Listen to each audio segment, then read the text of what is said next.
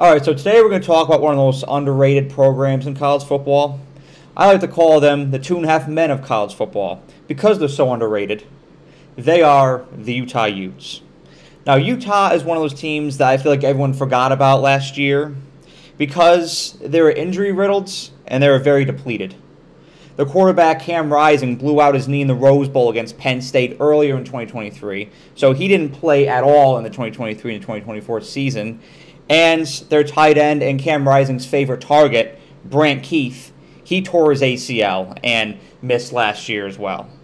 So, very unfortunate circumstances for the Utes, and they were not able to perform up to their usual standard because of that. Utah's offense has been fantastic these past several years, but it was really a shell of what it was in 2023 and 2022.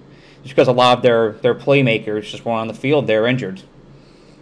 However, what's amazing is that Utah still managed to go 8-4 in the regular season last year. Even giving all that adversity, even giving those main guys that were on the field their offense, and they're able to secure wins over USC and Florida, which I know that at both of those teams didn't end the season in spectacular fashion, but they're challenging teams to play. So when your team's in shambles like Utah's was, getting wins over those two programs is phenomenal. And so is finishing 8-4. So you may ask yourself, how this Utah squad still managed to win 8 games even though the core, the foundation of its offense is still missing? The answer is culture. Utah has one of the greatest and most underrated cultures in college football. And Kyle Whittingham has been tireless in installing that culture up in Salt Lake City. Kyle Whittingham has been with the Utes since their Mountain West days. Those Utes beat my Alabama Crimson Tide late in the 2000s. This program is no stranger to success. And neither has Kyle Whittingham.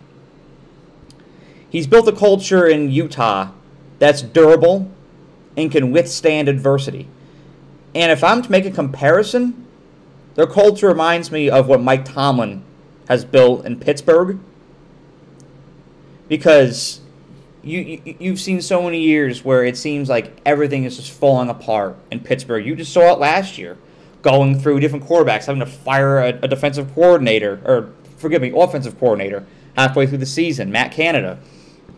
Pittsburgh still made the playoffs. Like, how do they still make the playoffs? How are they still relevant? They almost made the playoffs in 2019 when Duck Hodges was their quarterback, when Ben Roethlisberger was out for essentially the entire year. Why? Culture. You still play with that same intensity every Sunday. You don't let external factors influence how you approach and prepare for each game. That's the mentality that Kyle Whittingham has installed in these Utes up in Salt Lake City, and that's why they continue to be successful. And I think that if they're able to do that last year, you have both Cam Rising and Brant Keith coming back this year on offense. This season will be no different. It'll be a very successful season for the Utes. I like to look at FanDuel's college football odds. They have so much on their site. It's amazing. They have national championship odds, conference championship odds, win totals. They have individual games on there now. And Utah, to remind everyone, Utah's in the Big 12 now. That's right. 2024 is going to be crazy. A lot of new teams and new conferences. Utah is one of them. They're favored to win the Big 12. Utah is plus 310 to win the Big 12. Second on that list is Kansas State at plus 350.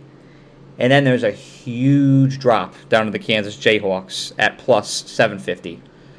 So there's Utah and Kansas State up there at the top. Then there's a huge drop. So Vegas likes Utah's odds to win the Big 12. And so do I. And let me explain. In business, one of the key factors of sustainable success is differentiation. Being in the Big 12, Utah is now in a position where they can differentiate themselves more and more each and every single game. They're coming from a much more competitive conference in the Pac-12 to the Big 12, which is much less competitive. Their biggest competitor, as I just showed right there, is Kansas State, and then there's a huge drop-off to everybody else this year.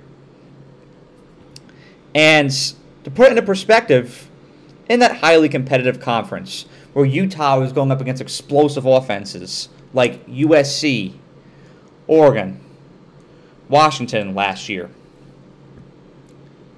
they still managed to win the Pac-12 2 of the 3 past seasons. Playing that USC team in 2022, that Oregon team in 2021. These teams that every analyst out there favors to win the Pac-12, they never consider Utah. Utah just gets it done. Why? Continuity. And because they have that culture. It's continuity and culture. They have that culture where when things get tough and they face challenges, they come closer together. So if they're able to persevere through those challenges in the Pac-12 and that level of competition, going to the Big 12, they're going to be able to differentiate themselves when they're playing against Kansas States and Iowa States and Kansas. And those are great programs that I named. But when you're talking Oregon, USC, Washington, that level of competition was a lot higher out in the Pac-12. So Utah is coming in with that experience into the Big 12. They're gonna succeed this year. I mean, this is an absolute recipe for success. They're gonna succeed. They're gonna succeed fast because not only is the level of competition going down, Utah's offense and defense are both very experienced. So the 2 names I mentioned earlier, Cam Rising and Brant Keith, they're both born in 1999. They're 90s babies. They're older than me. They've been playing college football for a while. And I know that a lot of people have a lot to say about fifth years, super seniors, whatever you may call them. But you cannot dispute the fact that teams that have super senior fifth-year quarterbacks, older quarterbacks, 24, 25 years old, they're usually really good. Look at Georgia with Stetson Bennett. Look at Oregon with Bo Nix. You're going to see the same thing with Cam Rising in Utah. And he has chemistry with a tight end who's also that same age. They've been playing with each other for a while. This is, I mean, this is an absolutely great pairing. And you go down and you look at Utah's depth chart on the offensive side of the ball. You see junior, senior, junior. They're all older guys. And those guys have been playing with each other for a while. Defensively. Now, this is a defense, mind you, that even in the year that Utah had last year, where there was more pressure on them to withhold and keep Utah in games because their offense wasn't as strong, this Utah defense still allowed only 19.3 points per game. It's a very, very stingy defense, but Utah has been known for that these past several years. And on that defense, from that defense last year, 8 starters are returning for this season. So once again, continuity and experience, it wins. When you're looking at who's going to sustain success, who's going to win a conference, you see it in basketball, you see it in football.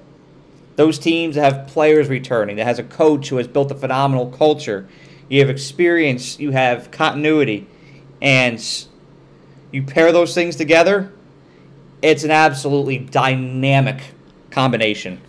I think you're going to see Utah win the Big 12. I think you're going to see them finally make the college football playoff. They've come so close so many years, and I think especially with it being a 12-team playoff, they'll get an automatic bid if they win the Big 12. I think they get in this year.